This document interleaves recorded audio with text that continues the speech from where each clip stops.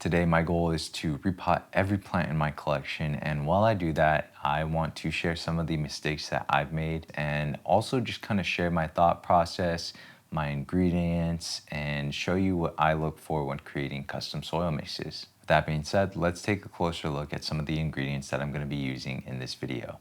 What I like about cocoa is that you can visually see when it's dry, it becomes like this light brown kind of color versus when it's damp, it's very dark. I use clear containers on most of my plants because I like to visually see when they need more water. It's cocoa coir, so as the name implies, it comes from coconuts. It does a good job at retaining moisture, but it stays really nice and airy. Most of my Aroid mix is going to be very chunk forward, and then this stuff just kind of fills in the gaps. Next up, we have coconut husk chunks. Not all cocoa husk chunks are the same. When you're getting one of these products, you want to make sure that it has been pre-washed. This one right here is obviously catered towards the plant collector, but you can also look into the cocoa chunks that are made specifically for reptiles. Because it's for a reptile, it's been thoroughly washed and it should be good to go. So the mistake that I made in the past was that I bought the cheap stuff. And because it wasn't pre-washed, its salt content was higher. Higher salt content,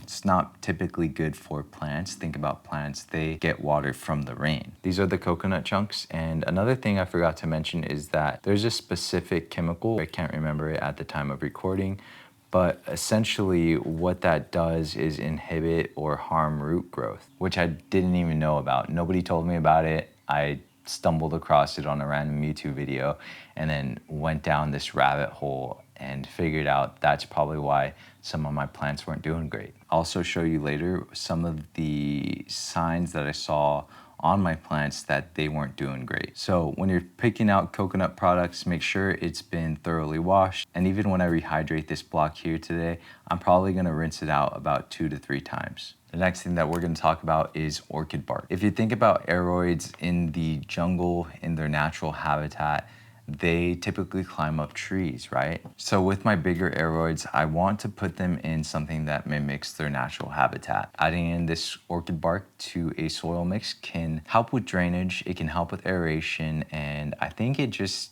makes the plants feel at home. There's a lot of different brands out there, but what I like about this one is that it not only has decent sized orchid bark, but it also has charcoal and perlite. The ratios that this bag has between the orchid bark, the charcoal, and the perlite aren't necessarily what I'm looking for when I'm creating this custom soil mix, but it's a really good start if you don't want to go all out and buy all these products in bulk. This is a really good starter point for your custom soil mix as well. I went ahead and got some additional horticultural charcoal.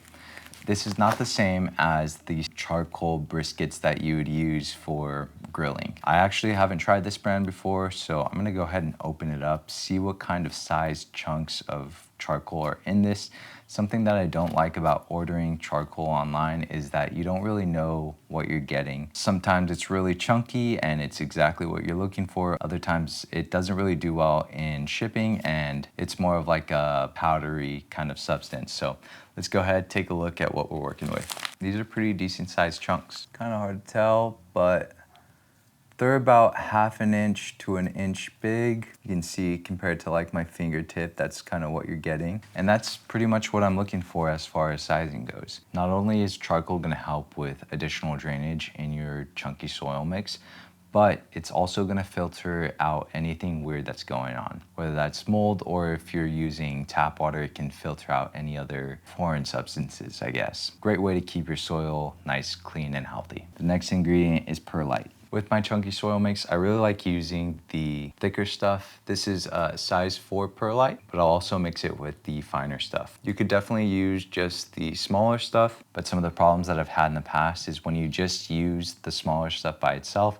it's more likely to rise to the top if you're flooding your pot with water. And that's typically how I like to water my plants. I kind of dry them out, and once they're pretty close to drying out, then I'll go ahead and flood that pot. So by mixing them together, I find that the perlite is more likely to stay in place rather than move around. The next ingredient is leca. Leca stands for lightweight expanded clay aggregate. You could totally grow your plants with just this stuff in a semi-hydro system or complete hydroponic system.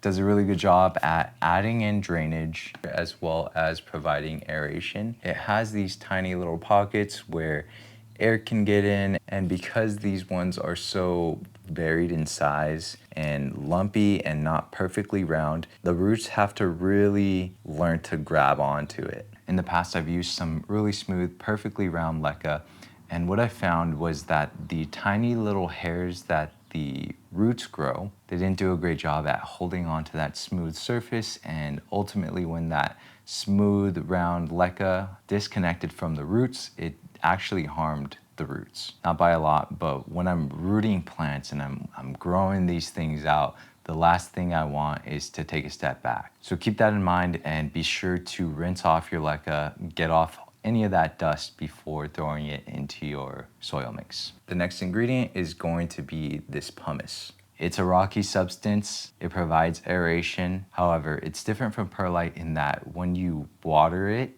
it won't rise to the top. It's a little bit heavier, so it stays in place, and it's a really great addition to the chunky soil mix. And the last ingredient that I wanted to share with you is vermiculite. I won't be using a ton of it. I only have a little bit left, and I'm mainly gonna be using it for my seedlings. It does a really good job at retaining moisture, and when you have really small plants like seedlings, the last thing you want is for them to dry out all the way. Now that you have a better idea of what ingredients I'm using and what purpose they serve, let's start repotting some plants. The smaller plants are probably gonna have a much simpler soil mix, so we're gonna be working our way up from there. Here's the first one. It might be kind of hard to tell on camera, but the oldest leaf died off, which I wasn't necessarily worried about, but the newest emergent leaf also died off. That might have just been from underwatering on my part, but nonetheless, I think it could use a different soil mix. Here's another seedling. It seems to be doing well, but I have noticed that it's been drying out a little bit faster than I could keep up with. So that's another reason why it's getting a repot. For this soil mix, we're gonna go ahead, add in some of that cocoa coir, the really fine stuff. I've got a little bit of that vermiculite, so might as well add that in too. It'll help with that moisture retention. Next, we'll add in our perlite, the really fine stuff. This is gonna help with that drainage. We'll go in with some earthworm castings. There might be a couple ingredients that pop up that I forgot to do in this first part, but this is basically worm poop, and it will provide the plant with some nitrogen, but not too much to burn the roots. This is a really great way to add in some of those nutrients that your plant needs in a very organic and sustainable way. I've also got a little bit of charcoal. This stuff might be a little bit too big, so what we're gonna do is just crush it up in our hands, turning it into smaller pieces and getting it a little bit more powdery. That's also gonna help out with drainage. As you can see, it might be a good idea to wear gloves. I don't mind the charcoal. I don't mind getting my hands dirty a little bit. Now let's go ahead, mix this up and see what it looks like.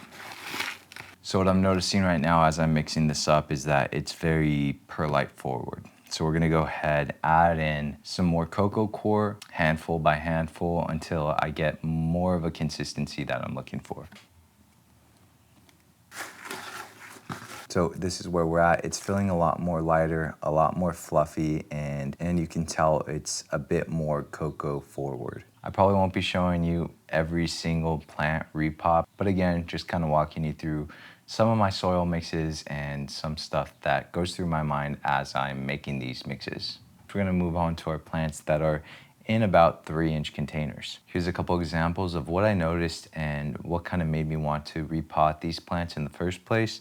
Some signs that the plants weren't doing well. So here's the first one. You could see some damage, some brown spots on this leaf right here, as well as the one before it. And it's really weird that it wasn't on the edges. If it was on the edges, it would kind of give me an idea that it was from inconsistent watering. So that was one of the first things I noticed. Luckily, the new growth that it's pushing out looks pretty well. Here's another example. The newest leaf died off, and this is the oldest leaf on the plant. Both had a little bit of yellowing as well as some dry edges. And lastly, this newest leaf on this anthurium has not and just will not unfurl. It looks like it's just about dried out, so hopefully swapping out the soil will give it some new life. Another example is browning on this Monstera Tycon leaf, which it probably isn't anything to worry about since it's an all white leaf and it's one of the older ones. But again, I want that peace of mind knowing that my plants are in the best soil possible. This soil mix is going to be very similar to the last one, except we're going to be adding a little bit more chunk to it. Let's go in with our cocoa core, going in with some perlite. This is orchid bark also, except it's a little bit more of a finer bark. That's what that looks like. That's also going to help with drainage, and since these roots are a little bit smaller, I think it'll be a good fit for the pot. Let's go in with a bit of charcoal. We'll also be adding in a little bit of earthworm castings just to add a little bit of nutrients in there. I ended up deciding to add 1 part cocoa chips, and I'm really liking the look of this soil right here. It's definitely got some chunk to it, enough room for those roots to move through. It'll hold moisture nicely, but it's not too big to where the roots are really going to dry out on these smaller plants.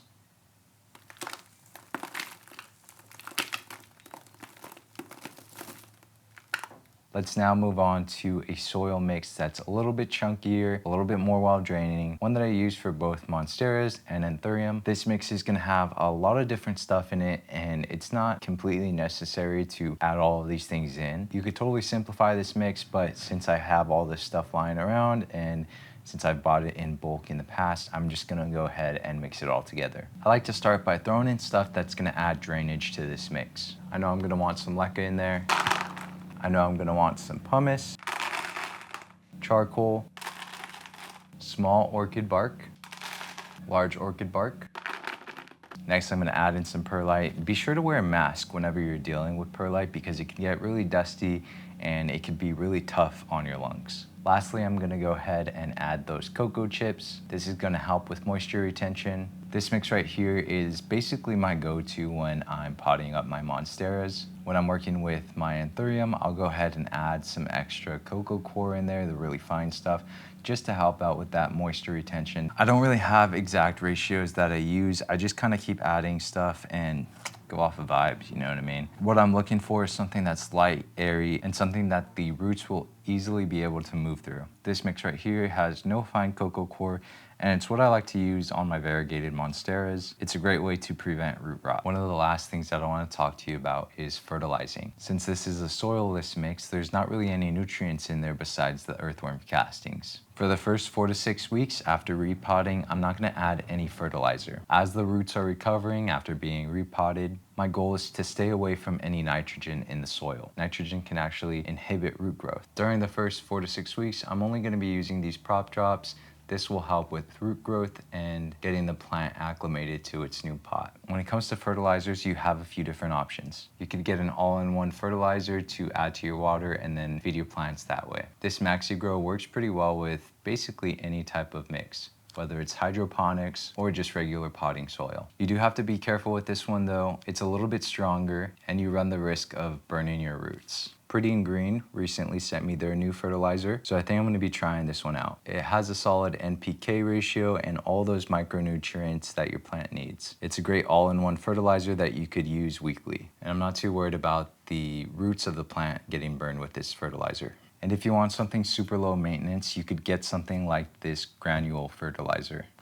I have not tried this one yet, but I plan on using it when I run out of other fertilizers. What I like about this one is that it can last up to 6 months. This might be a really good option for you because you could go ahead and throw a few granules into your plants at the beginning of the growing season, and it'll be good for the rest of the year. It also has a solid NPK ratio and all of those micronutrients like calcium and magnesium in it. Whatever fertilizer you end up going with, I recommend starting out feeding your plants at about half of the recommended use rate. We could do a whole nother deep dive video just talking about fertilizers alone. So if you have any questions on it, drop them down below. And if there's enough of a demand for it, maybe I'll make a video on it in the future. If you made it this far and you're feeling a little overwhelmed with all these different ingredients, well, Well, I have good news for you. I went ahead and made a simplified PDF guide. This DIY soil recipe guide is completely free. The recipes in there are much simpler than the ones that I've shown here, and it's a great starting point, especially if you're a new plant parent. And it's not just aroid mixes. And there's a bunch of different soil recipes in there that will work for succulents, cacti, hoyas, monsteras, philodendron,